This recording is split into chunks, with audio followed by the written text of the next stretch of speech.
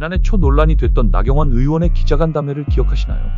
그 간담회에서 나 의원은 신혼부부가 자녀를 출산하면 원금과 이자를 탕감해주는 헝가리의 출산지원 정책을 언급했었죠.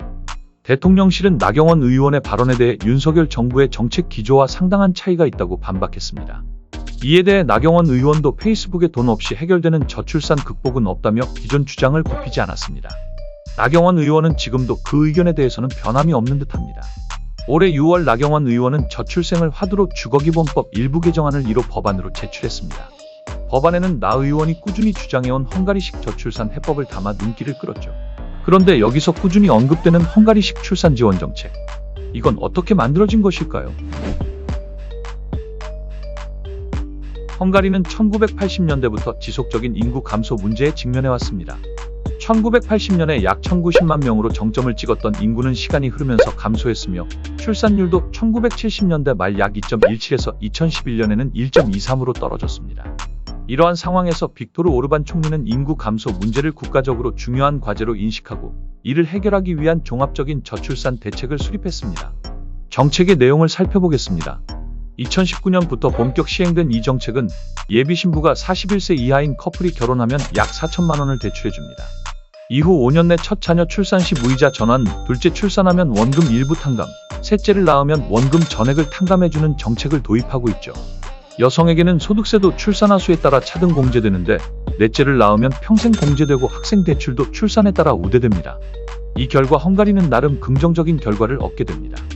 헝가리 통계청에 따르면 2018년 5만 828건이었던 혼인 건수는 2021년 7만 2030건으로 약 40% 늘었습니다. 같은 기간 출산율은 7%가량 상승했습니다. 헝가리 정부는 이 같은 지원책을 위해 명목 GDP의 거의 6%를 관련 예산에 할애하고 있습니다.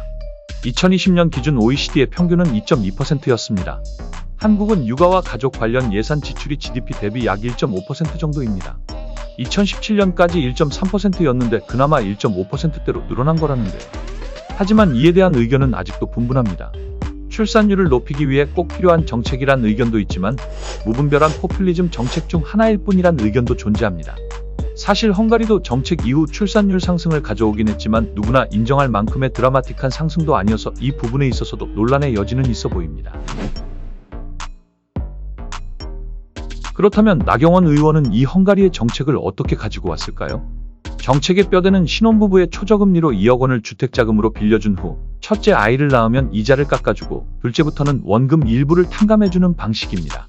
나 의원은 우리 현실에서는 헝가리처럼 4천만 원으로는 안 된다. GDP 규모로 볼 때 2억 원 정도를 금리 연 1%에 20년을 대출해줘야 한다며 법안으로 충분히 만들 수 있다고 했습니다. 이번 세계지식 포럼에서는 논란의 저출산 정책, 헝가리의 가족 정책 모델을 만든 사람 중 한 명인 커털린 노바크 전 대통령과 나경원 의원이 나설 예정입니다. 이들은 함께 인구 대역전을 이룰 정책 대담을 할 것으로 기대되는데요.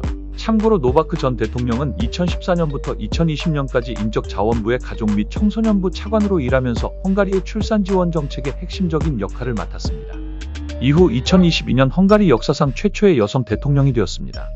헝가리의 저출산 정책을 만든 한 사람으로서 그녀가 전할 생생한 정책 수립 과정의 이야기도 빼놓을 수 없는 관전 포인트가 될 것 같습니다.